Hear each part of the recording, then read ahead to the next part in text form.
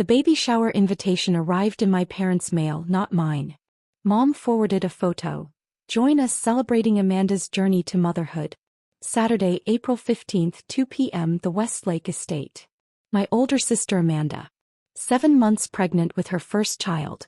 Married to Derek Hutchins, a corporate attorney whose family owned half the real estate in the county. I texted Amanda, "Congratulations. Can't wait for the shower." Her response came 2 days later. "Actually, need to talk about Saturday." I called immediately. "Lily. So about the shower." Amanda's voice carried that apologetic tone she used when disappointing me. "We've run into a capacity issue. The Westlake estate has strict limits, and Derek's mother invited so many friends. Plus my work colleagues, Derek's partners from the firm." "How many people?" "About 80. Which is why we're being really selective." "Amanda, I'm your sister." "I know, and I feel terrible. But Mom and I looked at the numbers and we don't have room. You understand, right? This shower is important for Derek's career. His managing partner's wife is coming. The county commissioner. People who matter for our future. People who matter." The implication clear. I didn't. I worked as a policy advisor for Children's Future Foundation, a nonprofit focused on early childhood education reform. 5 years working with underfunded school districts, developing literacy programs, coordinating with educators and legislators. My family saw it as charity work. Nice but not serious. Not like Derek's law practice or Amanda's marketing job at a pharmaceutical company. What they didn't know was that 6 months ago, I'd been appointed director of the National Early Childhood Education Initiative, a federal position created by the current administration to coordinate early education policy. I worked directly with the Department of Education, advised congressional committees, and collaborated with the White House Domestic Policy Council. 3 weeks ago, the First Lady personally asked me to coordinate her signature initiative, Read, Grow, Succeed, a national early literacy campaign launching next month. I'd been meeting with her team twice weekly, planning events, developing policy frameworks.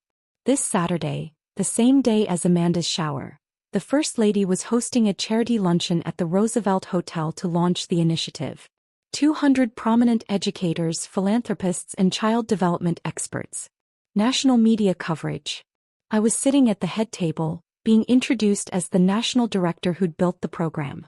"So you're uninviting me from your baby shower," I said. "Not uninviting. Just, the numbers don't work. We'll do something after the baby comes. But Saturday is for Derek's connections." "Does Mom know you're excluding me?" "It was Mom's idea. She said you'd understand we need to prioritize guests who can help Derek's career." "I see. I knew you'd get it. Love you, Lily." She hung up. I sat in my office, 7th floor, 3 blocks from the White House, and looked at my calendar. Saturday at 1 p.m., First Lady's Read, Grow, Succeed launch luncheon, Roosevelt Hotel. Required. The luncheon started an hour before Amanda's shower. The First Lady's social media team planned to live post the event, including photos of all key speakers. Amanda had no idea that while she served cake to Derek's managing partner, my face would be all over the First Lady's Instagram, identified as National Director of Early Childhood Education Initiative. I called my assistant. "Jordan, confirm Saturday's attendance at the Roosevelt." "Already confirmed." The First Lady's office sent the final program. "You're introduced right after her opening remarks. They want you for photos at 12:30. "Perfect. The press release about my appointment goes public when?" "Monday morning. Full announcement from Education and a separate White House statement." I looked at the shower invitation photo on my phone. Amanda had chosen expensive everything to impress Derek's important connections. She'd just been too busy to make room for her own sister. I texted Mom, "Got Amanda's message. Understood. Have a great time." Mom's response, "Thank you for being mature about this. Amanda needs this day to be perfect." I deleted both messages. Saturday morning I dressed carefully, tailored cream dress, professional but elegant. Hair in a neat chignon, simple pearl earrings. At 11:30 my car service arrived. The driver took me to the Roosevelt Hotel, where Secret Service was screening guests at the entrance. Inside, the ballroom was stunning. Round tables with fresh flowers, elegant settings. Raised platform with podium and screens. Photographers positioned strategically. This was a major policy launch. I checked in at registration. The volunteers' eyes widened. Ms. Hayes, the First Lady's team has been looking for you. Photos in the Roosevelt Room. She walked me to a smaller room where the First Lady's advance team had set up. Several other initiative leaders were there. The Secretary of Education, a renowned child development researcher, the Executive Director of Reading is Fundamental. Then the First Lady walked in. She was gracious, warm, exactly as professional as required. She shook hands with each of us, thanked us for our work. Lily, she said using my first name, I've been reviewing your policy framework all week. It's exceptional work. This initiative succeeds because of your vision. Thank you, ma'am. I'm honored to be part of it. The honor is ours. The photographer took dozens of shots. The First Lady with the full team, smaller groupings, individual photos. Then her social media manager moved in. We're posting these throughout the luncheon. Building momentum for the launch. We'll tag everyone, link to the initiative website. My phone was on silent in my clutch. I had no idea if Amanda's shower had started, if anyone had noticed I wasn't there. The luncheon began at 1 p.m. 200 guests filled the ballroom. I sat at the head table between the Secretary of Education and a Nobel Prize-winning economist who'd advised on the initiative's design. The First Lady opened with remarks about early childhood education, achievement gaps, the moral imperative to give every child a foundation for success. Then she introduced me. The Read, Grow, Succeed initiative exists because of one person's tireless work. Lily Hayes has spent 5 years in the trenches of education reform. She's worked with underfunded schools, developed innovative literacy programs, advised legislators on evidence-based policy. 6 months ago, I asked her to bring that expertise to the national level. As director of our National Early Childhood Education Initiative, she's built something extraordinary. The room applauded.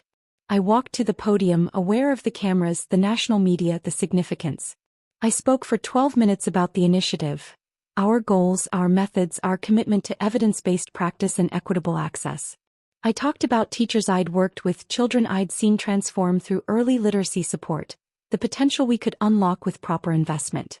The applause when I finished was genuine, warm. As I returned to my seat, my phone buzzed repeatedly in my clutch. The luncheon continued with panel discussions, networking, the formal website launch. The First Lady's social media manager showed me her phone during a break. We're trending. The photos of you and the First Lady have been shared over 50,000 times. I glanced at the screen. There I was, standing next to the First Lady, both smiling. The caption, introducing Lily Hayes, National Director of Early Childhood Education Initiative and the brilliant mind behind Read, Grow, Succeed. #Read, Grow, Succeed, #Education for All. My phone buzzed again. The luncheon ended around 4 p.m. I checked my phone in the car. 43 missed calls. 67 text messages. Mom, 2:47 p.m. Lily, someone just showed me the First Lady's Instagram. You're working with the White House? Amanda, 2:51 p.m. Why is the First Lady posting pictures of you? What is happening? Mom, 2:53 p.m. People at the shower are asking if you're the Lily Hayes with the First Lady. I didn't know what to say. Amanda, 2:58 p.m. Everyone is looking at their phones. They're seeing you with the First Lady. Derek's boss just asked why my sister wasn't invited. Mom, 3:04 p.m. Amanda is very upset. The shower is ruined. Everyone is talking about you instead of the baby. Amanda, 3:15 p.m. You did this on purpose. You knew this would embarrass me. Derek, 3:22 p.m. My managing partner just asked why we excluded the National Director of Early Childhood Education from a family event. This is extremely awkward. I scrolled through more. My aunt, cousin, family, friends, all shock or confusion or accusation. The last message was from Mom 20 minutes ago. The shower ended early. Amanda left in tears. Derek's family is asking pointed questions. We need to talk. This is a disaster. I called my mother. She answered on the first ring. Lily, what have you done? I attended a work event. The First Lady launched a national education initiative I've been directing for 6 months. You work for the White House. Since when? I was appointed director of the National Early Childhood Education Initiative 6 months ago. The First Lady asked me to develop and lead her signature education campaign. And you never told us? I told you I got a new position in education policy. You said, "That's nice," and changed the subject to Derek's latest case. Silence. You let Amanda exclude you knowing this would come out today? The luncheon was scheduled 3 weeks ago. I didn't control when Amanda decided I wasn't important enough. You could have told her about your position. Why? So she'd suddenly decide I was worthy of attendance? Amanda made it clear. She needed room for people who mattered for Derek's career. I wasn't one of them. Everyone at the shower saw those photos. The First Lady talking about your brilliant work. Derek's managing partner asked him directly why his wife excluded her own sister, who apparently works with the administration, from a family event. That sounds like a Derek and Amanda problem. This is your family. My family that told me there wasn't room because I'm not important enough. We didn't know. You didn't know because you never asked. You assumed that because I wasn't making corporate money or impressing Derek's connections, I wasn't worth paying attention to. The shower was a complete disaster. Amanda spent the last hour crying. Derek's mother kept asking pointed questions about our family values. His managing partner left early. And it would have been fine if Amanda hadn't been checking Instagram instead of celebrating her baby. You're being cruel. I'm being honest. Amanda excluded me. That was her choice. The consequences are hers. I hung up. My phone rang immediately. I answered. How could you do this to me? He was crying. My baby shower is ruined. Everyone was staring at phones looking at pictures of you instead of celebrating my baby. I didn't do anything to you. I went to a work event. You knew it would be all over social media. You knew everyone would see. I knew the First Lady was launching a major initiative and that I'm the national director who built it. I didn't know you'd prioritize scrolling Instagram over your own shower. Derek's boss thinks we're terrible people for excluding you. Then maybe you shouldn't have excluded me. You work with the White House. And you let me tell you there wasn't room. You didn't tell me there wasn't room, Amanda. You told me I wasn't important enough. That you needed space for people who mattered for Derek's career. I didn't know you were directing national policy. Would it have mattered if I was still just working with underfunded schools? If I was doing the same work without the White House title? She went quiet. That's what I thought. You only care now because the First Lady validated my work publicly. Because Derek's boss saw it. You're my sister. You should have told me.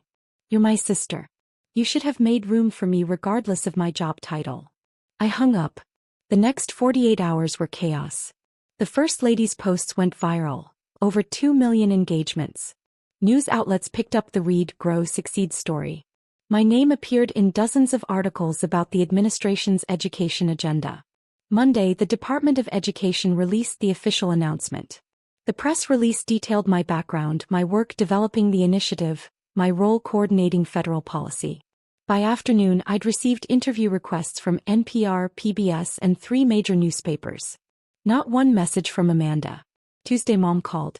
Lily, we need to talk about this weekend. What about it? Amanda is devastated.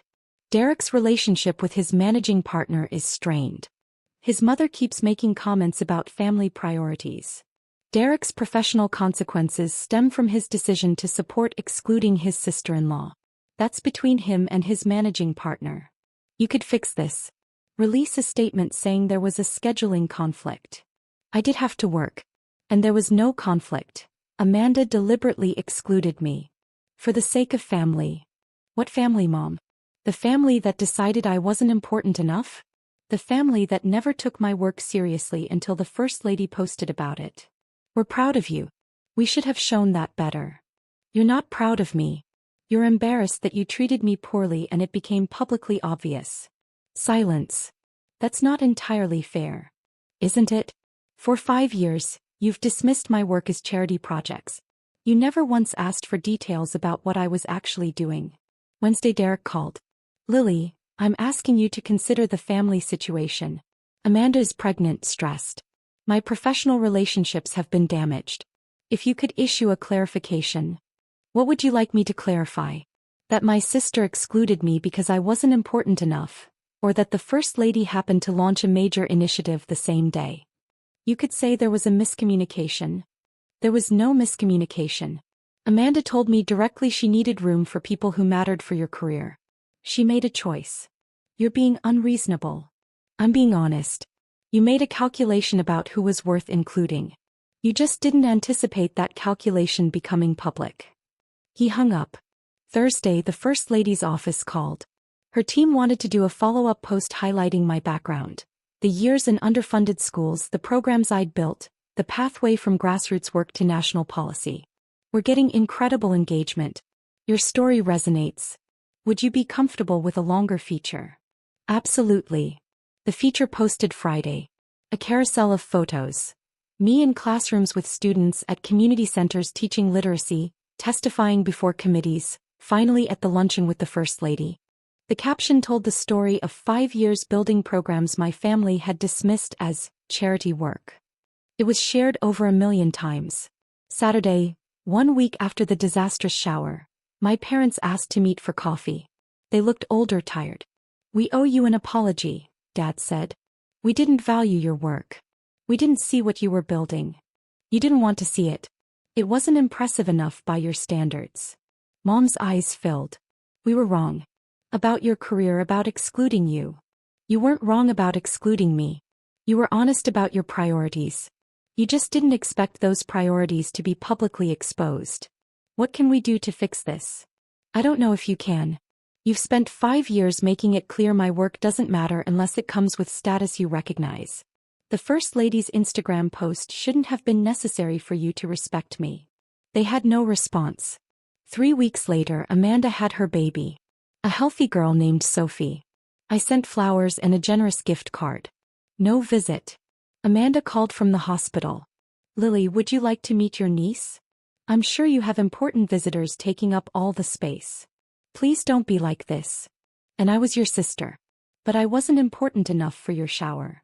I made a mistake. I'm sorry. Are you sorry you excluded me or sorry it embarrassed you? Silence. Congratulations on Sophie. I hope she's healthy. I hung up. My work continued. Congressional testimonies, state coordination, initiative rollout. Important work that changed children's lives, regardless of whether my family understood it. 6 months later, I was promoted to Assistant Secretary of Education for Early Learning. The appointment required Senate confirmation. The hearing was covered by C-SPAN. My family watched from home, not invited. Because some bridges once burned don't rebuild. Some relationships once revealed as conditional can't be salvaged. I chose work that mattered over family that didn't value me. And I never looked back.